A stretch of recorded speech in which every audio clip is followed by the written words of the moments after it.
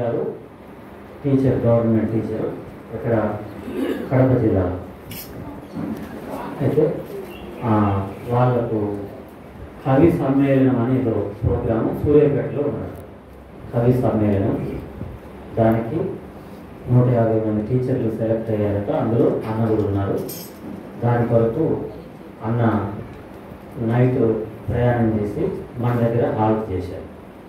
అందుకని పరిచయలో వాడుకోవని ఎప్పుడో నుంచి మనకు చెప్పారు. అన్నగారు మనకు ఆరాధన వర్తమానం, భగవర్తమానం కూడా అందిస్తారు. అన్న గురించి నేను అన్న ముందే చెప్పొద్దు, కానీ అన్న మధ్యలో తన సాక్ష్యం కూడా పంచుకుంటారు. అన్న వస్తారు, బైబిల్ ఎత్తి వెళ్ళిపోవాలి. రండి.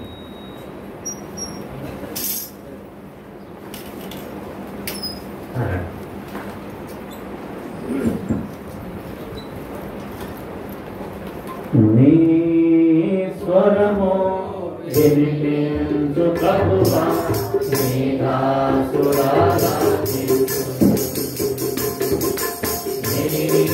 స్వరము వినిపించు ప్రభువా, నీ దాసురాగా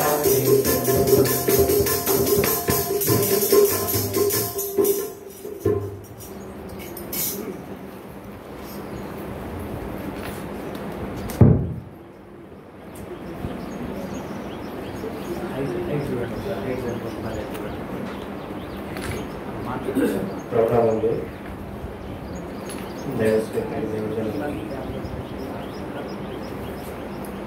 సన్మతిని కూడా ప్రోగ్రామ్ చేస్తున్నాను.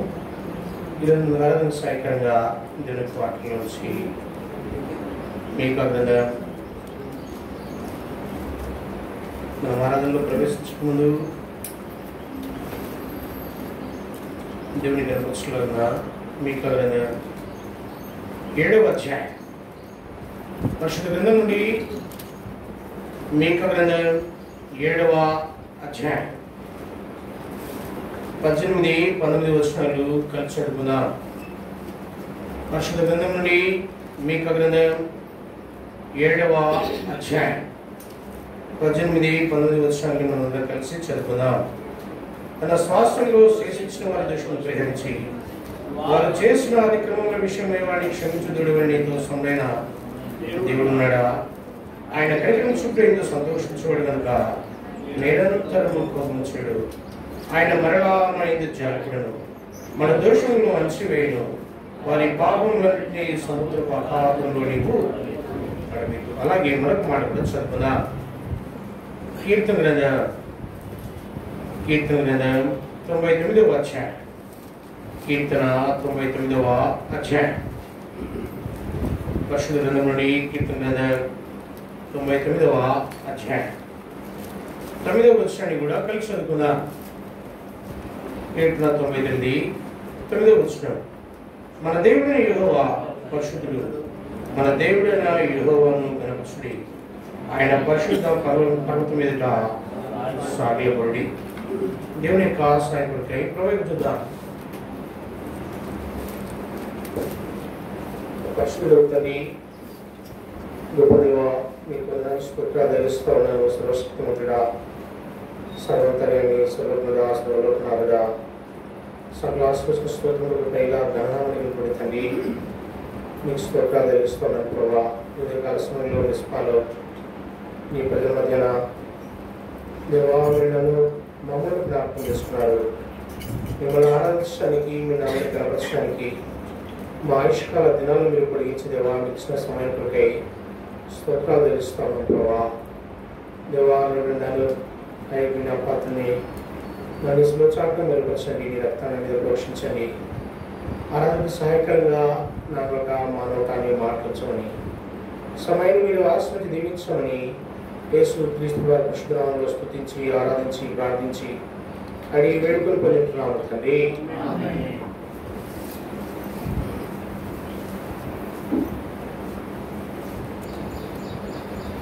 ప్రేమటువంటి సోదరి సోదరులారా, ఒక మాట చూస్తా ఉన్నా, నీతో సముడైన దేవుడు ఉన్నాడా?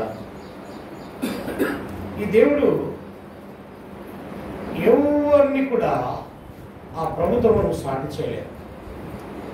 మరొకసారి చదువుని ఆ భాగాన్ని మీకా గ్రంథం 7వ అధ్యాయం చదవలసిన వారు చదివి సహకరించండి. 18 వచ్చిన తన స్వాస్థ్యంలో శేషించిన వారి దోషములు పరిహరించి వారి దోషములు పరిహరించి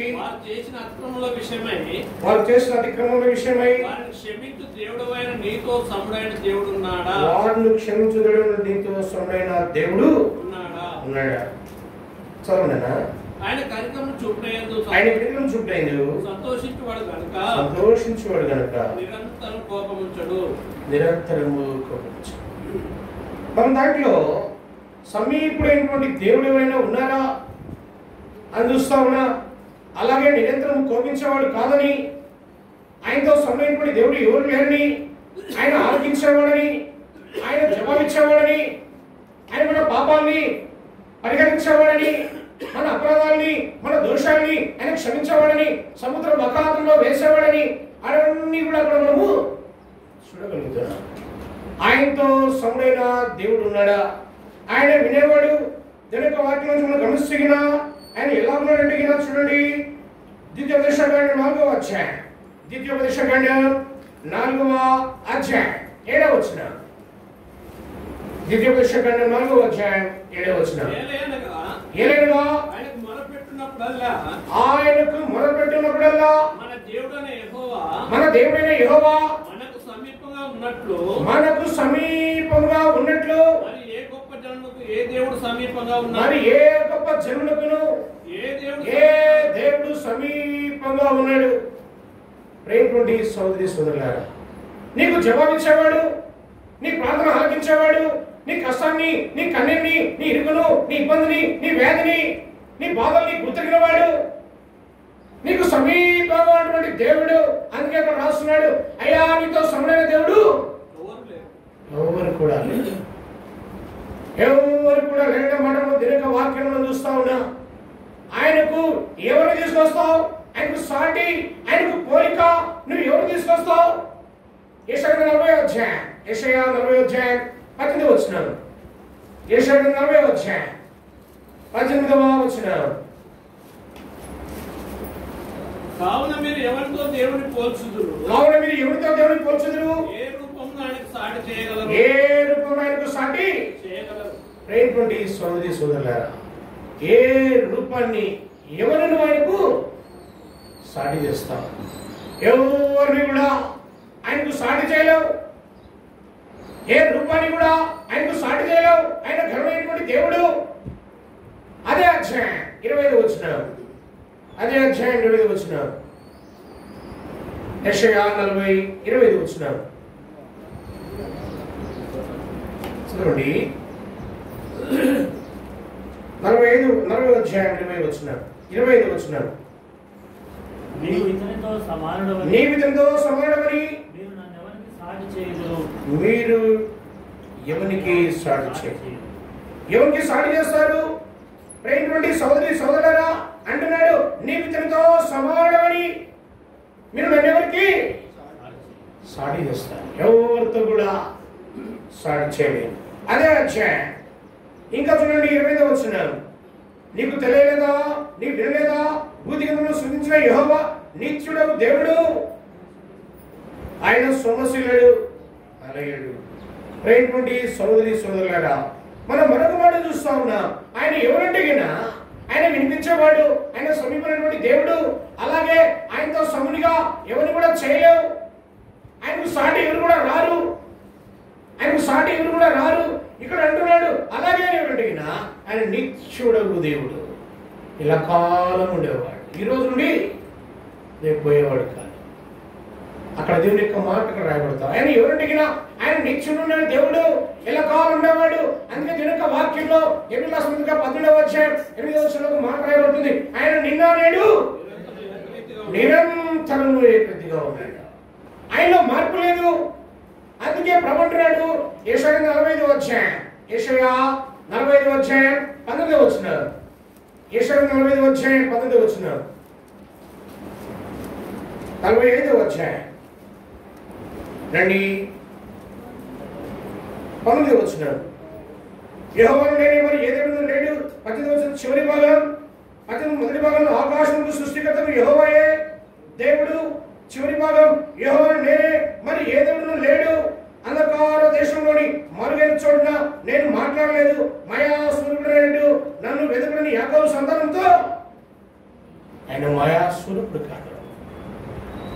ఆయన ఒక కొయ్య బొమ్మ, ఒక చెక్క బొమ్మ కాదు. ఇది జ్ఞాపకం చేసుకోవడానికి చెప్తున్నాయి. ఆయన మయా స్వరూపమైనట్టు అంధకార దేశంలో ఆ మనమనే చోట్ల నుండి ఆయన నీతో నాతో మాట్లాడలేదు. ఆ దేవుడు దేవుని యొక్క వాక్యంలో ఆయనతో నువ్వు ఎవరిని సమానంగా చేస్తావు. ఈ లోకంలో ఉన్నవి అని ఎలాంటివంటే అవి చూడవు, వినవు, పలకవు. ఇవన్నీ కూడా వాటికి గుణలక్షణాలు ఉన్నాయి. కీర్తన 115 వచ్చాయి, 4-5 వచ్చినాలు. కీర్తన 115 వచ్చాయి. వారి విగ్రహములు వెండి బంగారువి, అవి మనుషుల చేతి పనులు, నోరుని పలకవు, కన్ను నుండి చూడవు, చెవుని వినవు, ముక్కు నుండి వాసన చూడవు, చేతులని ముట్టుకొనవు, పాదం నుండి నడవవు, గొంతుకతో మాట్లాడు. వాటిని చేయవారు నమ్మికొచ్చు వాళ్ళు వాటి వంటి వారే ఉన్నారు. సోదరుడా సోదరి, మన జ్ఞాపకం చేసుకుంటున్నా, వాటితో నమ్మిక వచ్చిన వారు చేసేవారు అలాంటి వారే అంటున్నాడు. అయితే ఈ దేవుడు జీవం గల దేవుడు. కీర్తన 135 వచ్చాయి, 135 వచ్చాయి, 17 వచ్చినాల్లో అదే మాటలు రిపీట్ చేయబడతా ఉన్నాయి. కీర్తన 135 14-15 వచ్చినండి. అన్ని జనుల విగ్రహములు వెండి బంగారువి, అవి మనుషుల చేతి పనులు, వాటికి నోరుని పలకవు, కన్నుని చూడవు, చెవుని వినవు, వాటి నోరులో ఊపిరి లేశమైన లేదు. వాటి చేయవారు వాటిని నమ్మికించే వారందరూ వాటితో సమానులు. కాబట్టి ఎందుకు ఆయనతో సముడైన దేవుడు ఎవరైనా ఉన్నారా? ఆయనతో ఎవరిని కూడా సముడిగా చేయలేవు. కీర్తన 113 వచ్చాయి, 3 వచ్చిన. కీర్తన 113 వచ్చాయి, 3 వచ్చిన. సూర్యోదయం మొదలుకొని సూర్యాస్తమయం వరకు యెహోవా నామము ఎప్పటి నుంచి ఎప్పటిదాకంట? సూర్యోదయం మొదలుకొని సూర్యాస్తమయం వరకు యెహోవా నామము స్తుతి ఉండదగినది. అలాంటి దేవుని కీర్తన 89 వచ్చాయి, 6 వచ్చిన. కీర్తన 89, 6 వచ్చిన. 89 వచ్చాయి, 6 వచ్చిన. ఇష్టవారు చదవండి అక్క. మింగరు యెహోవాకు సాటైన వాడు ఎవరు? దైవ పుత్రుల్లో యెహోవా వంటి వారు ఉన్నారు. ఆయనతో సాటైన వారు, మింటను యెహోవాకు సాటైన వారు ఈ లోకంలో ఎవరు కూడా లేరు. దైవపుత్రుల్లో ఎవరున్నారు అంటున్నాడు. కాబట్టి ప్రియ సోదరుడా సోదరి, ఆయన గుణలక్షణాలు చూస్తా ఉన్నాం. ఆయన ఆరాధించక ముందు ఆయన గుణలక్షణాలు మనము చూస్తా ఉన్నాం. ఆయనకు ఎవరు కూడా సాటి రారు, సాటి చేయలేదు. నిర్మకాండం 15 వచ్చాయి, 11 వచ్చిన. నిర్మకాండం 15 వచ్చాయి, 11 వచ్చిన. నిర్మా 15, 11. యెహోవా వెలుగులో నీ వంటి వాడెవరు? పరిశుద్ధతను బట్టి నీవు మహనీయుడివి, స్తుతి కీర్తనలు బట్టి నీవు పూజ్యుడు. ఎవరంటే ఆయన వెలుపుల్లో నీ వంటి వారు. వెలుపులు అనే మాటకి దేవుళ్ళని దేవతలని అర్థం. కాబట్టి అక్కడ రాస్తూ ఉన్నాడు, వెలుపుల్లో నీ వంటి వారు ఎవరు ఉన్నారయ్యా? ఆయనకు ఎవరు కూడా సాటి గారు. యెహోషువ 22 వచ్చాయి, 22 వచ్చిన. యెహోషువ 22. యెహోషువ 22 వచ్చాయి, 22 వచ్చిన. దేవుళ్ళలో యెహోవాయే దేవుడు, దేవుళ్ళు యెహోవాయే దేవుడు. జ్ఞాపకం పెట్టుకున్నా, ఆయనే దేవుడు. దేవుళ్ళలో యెహోవా దేవుడు, దేవుళ్ళలో యెహోవాయే. There is no substitute. ఏ ఒక్కరు కూడా ఆయనకు సాటి రాదు. అందుకే రాస్తూ ఉన్నాడు. మొదటి 18 వచ్చాయి, 39 వచ్చిన. మొదటి 18 వచ్చాయి, 39 వచ్చిన. మొదటి 18 వచ్చాయి, 39 వచ్చిన.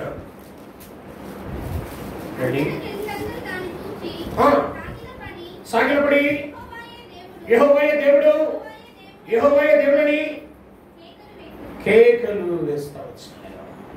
ఆయనే దేవుడు, ఆయనే దేవుడు. ఆ దేవుడు ఎలాంటి వాడంటే మనం చూస్తా ఉన్నాం. ఆయన పరిశుద్ధుడు, ఆయన నిత్యుడు దేవుడు, ఆయనకు సాటి ఎవరు కూడా నీవు తీసుకున్నాడు.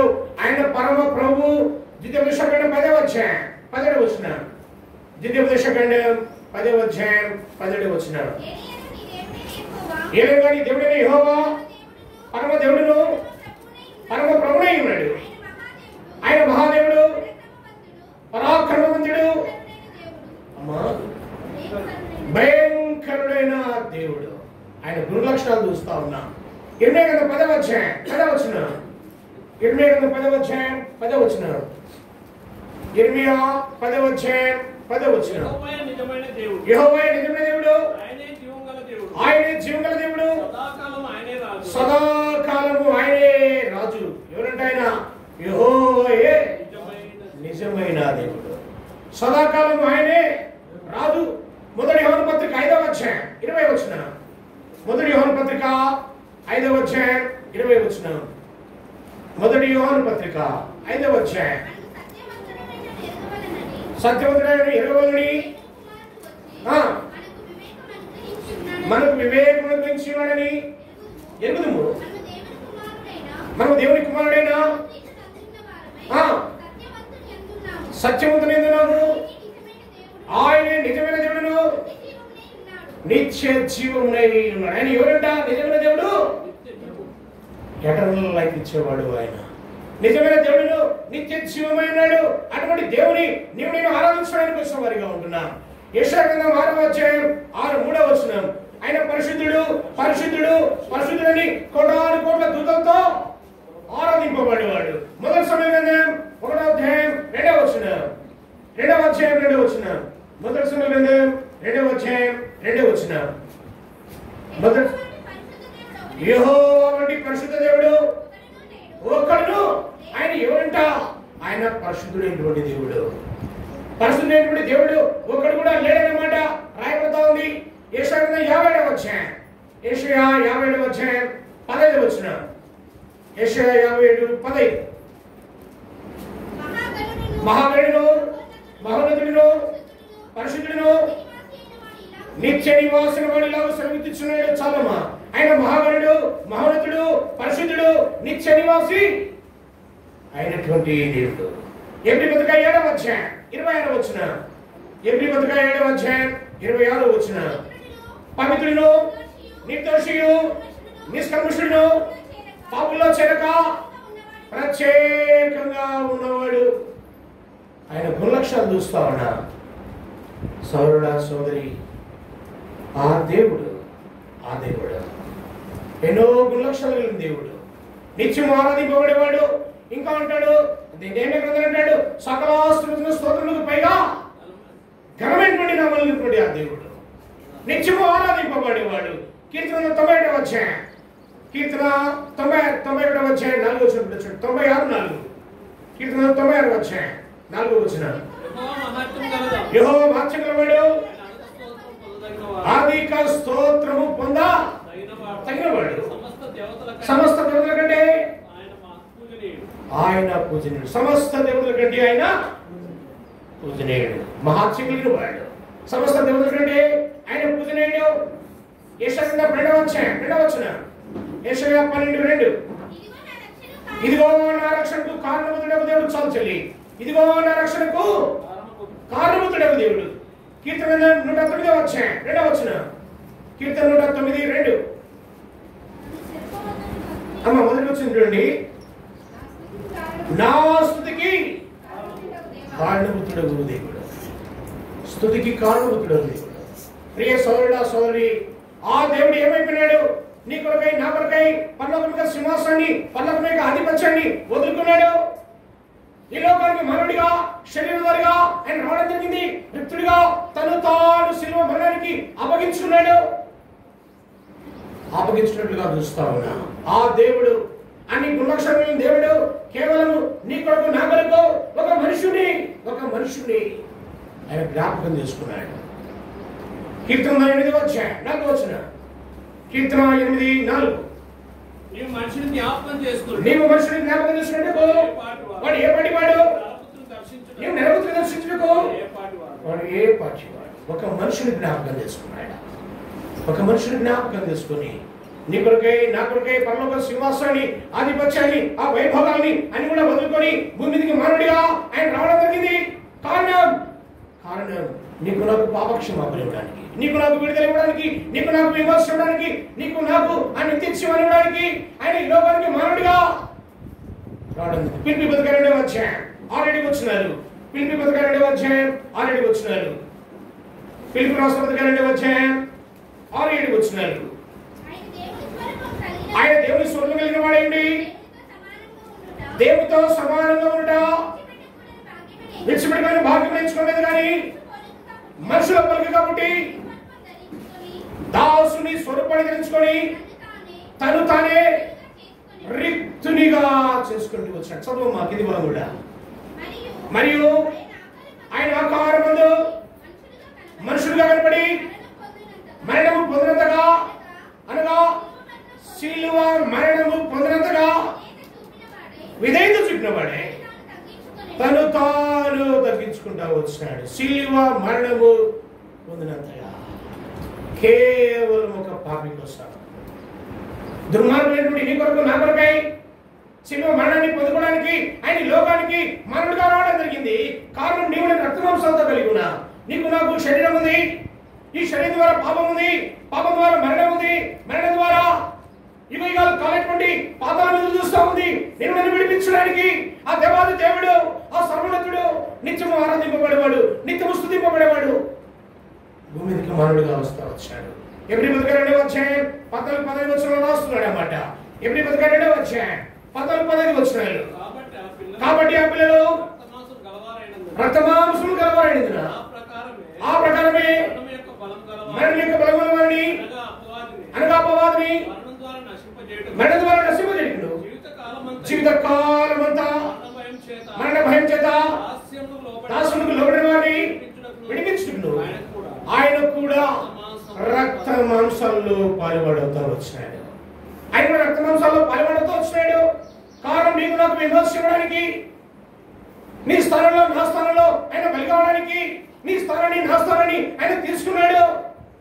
శిలువ మరణాన్ని, ఈ లోకంలో భయంకరమైన మరణం మీద దిగిన శిలువ మరణం, భయంకరమైన మరణం మీద దిగిన, శాపగ్రస్తుల మరణం మీద దిగిన శిలువ మరణం. ద్వితీయోపదేశకాండం 21వ అధ్యాయం 22వ వచనం. ద్వితీయోపదేశకాండం 22వ అధ్యాయం 22వ వచనం. ద్వితీయోపదేశకాండం 22.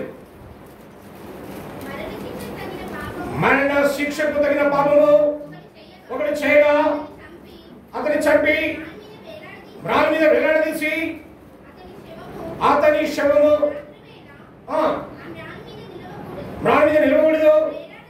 వేలాడదీయబడినవాడు దేవునికి శాపగ్రస్తుడు గనుక, చాలా మనం చూస్తున్న వేలాడదీయబడినవాడు దేవునికి ఈ లోకంలో శాపగ్రస్తుడి మరణాన్ని పొందుకోవడానికి ఆయన ఇష్టపడతా వచ్చినాడు. వాస్తవికంగా ఆ దోషం నీది, ఆ దోషం నాది. శిలువ మరణం భయంకర మరణం, అది వేదన నుండి మరణం. అటువంటి వేదన ఆయన పొందుకోవడానికి ఇష్టపడతా వచ్చినాడు. మరణుడికి పాపక్షమాపణ ఇవ్వడానికి దేవుని వాక్యంలో రాయబడతా ఉంది. ఏప్రిల్ రాష్ట్ర 9వ అధ్యాయం 2వ వచనంలో రక్తం చిందించబడకుండా పాపక్షమాపణ, రక్తం చిందించబడాలా. రక్తం మరణుడికి విమోచిస్తుంది. రక్తం మరణం యొక్క పాపాలు కలుగుతుంది. ఆ రక్తం ఎవరు ఎండాలంటే అది పరిశుద్ధుని యొక్క రక్తం ఎండాలి, పాపం నిలబడే యొక్క రక్తం ఎండాలి, నిర్దోష యొక్క రక్తం ఎండాలి, ఏ యొక్క దోషం నిలబడే యొక్క రక్తం ఎండాలి. అటువంటి రక్తం మాత్రమే మానవుని కలుగుతుంది.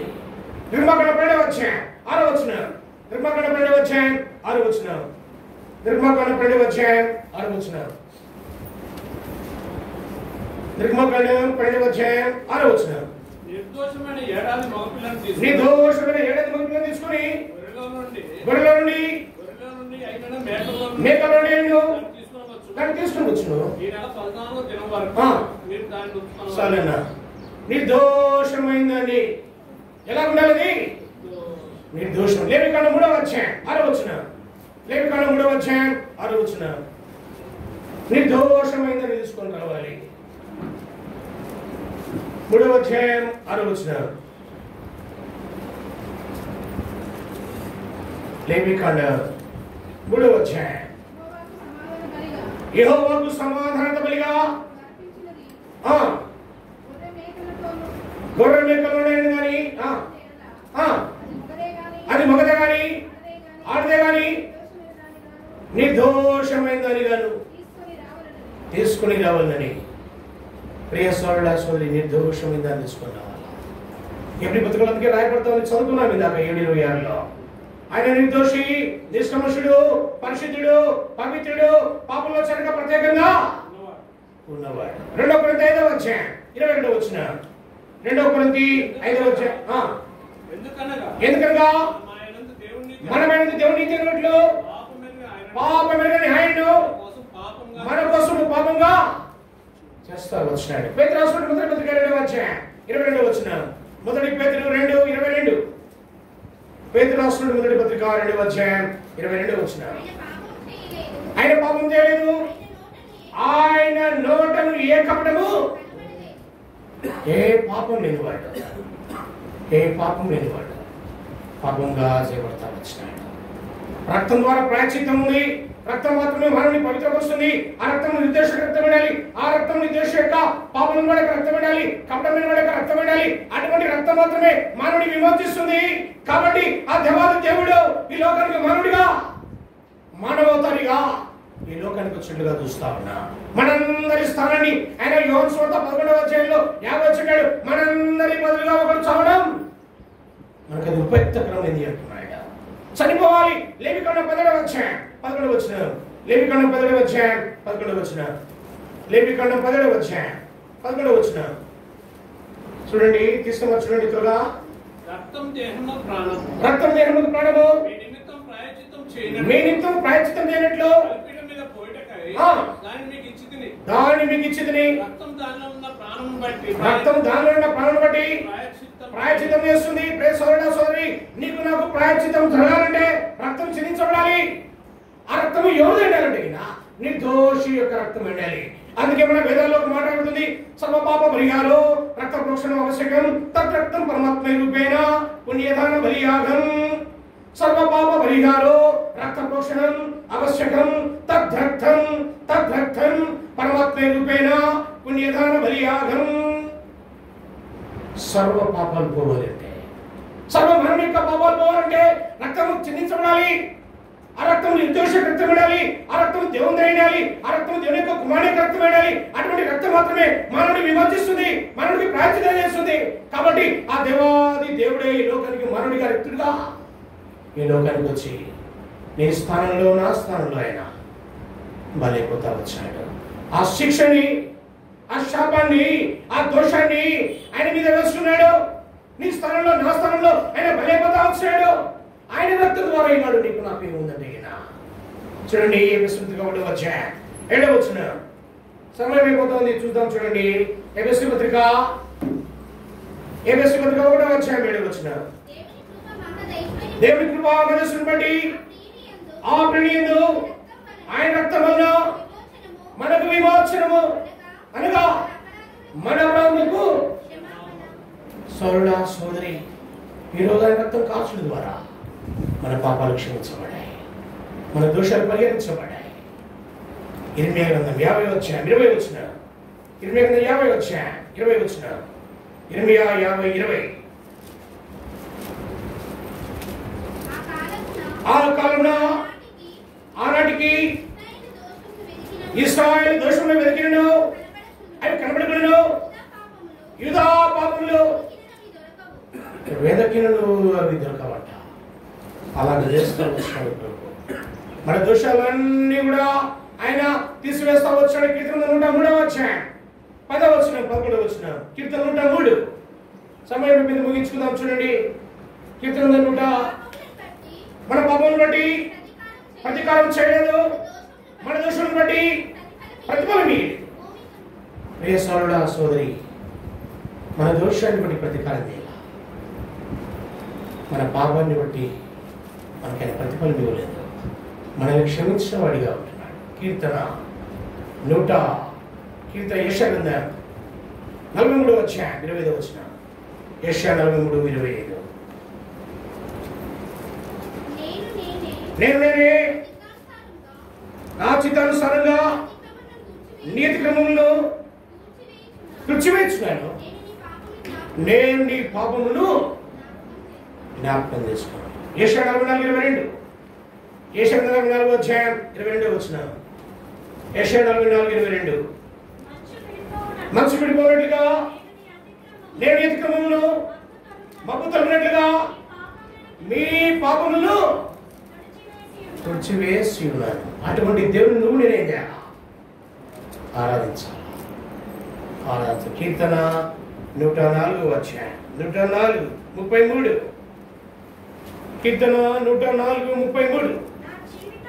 నా జీవిత కాలమంతయు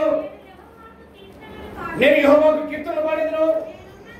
నేనున్నంత కాలము నా దేవుని ఎప్పటిదాకా ఉంటామా? ఉన్నంత కాలం. కీర్తన 146:2. కీర్తన 146:2. నా జీవిత కాలం అంతయు యెహోవాను స్తుతించెదను. నా బ్రతుకు కాలమంతయు నా దేవుని కీర్తిస్తానయ్యా. ఇప్పటిదాకంట బ్రతుకు కాలం అంతా కూడా ఆయన చేసిన మేలుని. సోదరుడా సోదరి, ఎన్నో మేలు చేస్తా వచ్చాడు. నిన్ను కాపాడుతూ వస్తున్నాడు. ఆయన ఉగ్రత నీ మీద నా మీద చూపించాలా? ఈరోజు బ్రతుకున్నామంటే కేవలం ఆయన యొక్క కృప. కీర్తన ఉంటాడు, చదవలసిపడదు కానీ కీర్తన 30:5 ఉంటాడు. ఆయన నిమిషం మాత్రం కోపం ఉండి ఆయుష్కాలం అంతా కూడా ధైర్యం ఇచ్చేవాడు. యెషయా 50:16 అంటున్నాడు, నిజంగా ఆయన కోపం తగిన భూమి మీద నేను ఆయన నిలవలేదు. యెషయా 40:11 ఉంటాడు, ఆయన కోపాన్ని బిగబట్టుకుంటున్నాడంట. యెషయా 27 అంటున్నాడు, 27 వచ్చాడు, దినమెల్లడాన్ని కాపు కాస్తా ఉన్నా, ఎవడు దాని మీదకి రాకుండా కాపు కాస్తా ఉన్నా. అటువంటి దేవుని మనం ఏం చేయాలా? ఆరాధించాలి. దేవాని కాపుదలకి స్తోత్రాలు, నీ బతుకులకే స్తోత్రాలు, నీకు ఇచ్చిన రక్షణకే స్తోత్రాలు ప్రభా. దేవుని యొక్క వాక్యంలోనే మాటలు ఉన్నాయి కానీ మన సమయం అయిపోయింది. దేవుని తల చూసుకుంటూ ఆయన ఆరాధించాలి. బ్రతుకు కాలం అంతా కూడా ఆరాధించాలా, ఉన్నత కాలమైన ఆరాధించాలా. హోషేయ 14:2 మాటలు సిద్ధపరచుకుని ఆయన ఎదుగు మీరు రండి. దేవా, ఎడ్లకు బదులుగా నాకు పెదవులు ఉన్నాయి ప్రభా, నా పెదవుల ద్వారా నిన్ను ఆరాధిస్తాను. ఎబ్రీ పత్రిక 15:15 నా జీవ ఫలాన్ని నేను అర్పిస్తానయ్యా. ప్రేసోడా సోదరి, మన పాపాలని తీసివేసినవాడు, ఆయన కోపాన్ని బిగబట్టుకున్నవాడు, మన మీద చాలి పడినవాడు, మన దోషాన్ని పరిగణించిన వాడు, మనకు రక్షణ ఇచ్చిన వాడు. కీర్తన 3:8 రక్షణ యెహోవాదే. రక్షణ ఇచ్చిన వాడు, మన పాపాలకి ప్రాయశ్చిత్తం చేసిన వాడు, పరలోక రాజ్య వారసత్వాన్ని ఎఫెసీయులకు 2:7 మిమ్మల్ని పరలోక రాజ్యంలో కూర్చునే పెట్టానన్నాడు. ఇది దేవుని వలనే, ఇది మీ వల్ల మీకు కలిగింది కాదన్నాడు. సోదరుడా సోదరి, జ్ఞాపకం చేసుకున్నా ప్రభా, నువ్వు నా ఎడల చేసినటువంటి మేలు కొరికాయి, నాకు ఇచ్చిన ఆయుష్యాల కొరికాయి. దేవా, అటువంటి దేవుడు నేను తగ్గించుకొని భూమి మీదకి వచ్చి నా స్థానంలో తీసుకుని కేసుకుంటాను ప్రభా. ఏమి ఇచ్చిన వాడిని తెచ్చుకుని ఉంటాం. లాస్ట్ లో వచ్చిన దగ్గర ముగించుకుందాం. ఈ మీకు అక్కడ వచ్చిన మీకు 6 మీకు అక్కడ వచ్చిన ఏమి తీసుకొని వచ్చి అమ్మా ఏమి తీసుకొని వచ్చి నేను యెహోవాను దర్శించును, మహోన్నతుని దేవుని నమస్కారం చేసేదును, దాన బలులను ఏడాది తుడలు అర్పించుదునా, వేల కొలది పొట్టెలను, వేలాది నదులంతా విస్తారమైన తైలమును ఆయన సంతోషం కలుగునా. ప్రేమటువంటి సోదరి సోదరులారా, ఆయన రుణాన్ని నువ్వు ఎప్పుడు తీర్చుకోలేవు. కీర్తన 49 అంటాడు, వారి ప్రాణ విమోచన ధనము బహు గొప్పది, అది ఇంటికి తిరగ అట్టుండవలసింది అంటున్నాడు. కీర్తన 50 అంటున్నాడు 18 విరిగి నలిగిన మనసుతో ఆయన మనం ఏం చేయాలా? ఆరాధించవలసిన వారిగా ఉంటున్నా. అటువంటి కృపదలు మనకి దయచేయండి.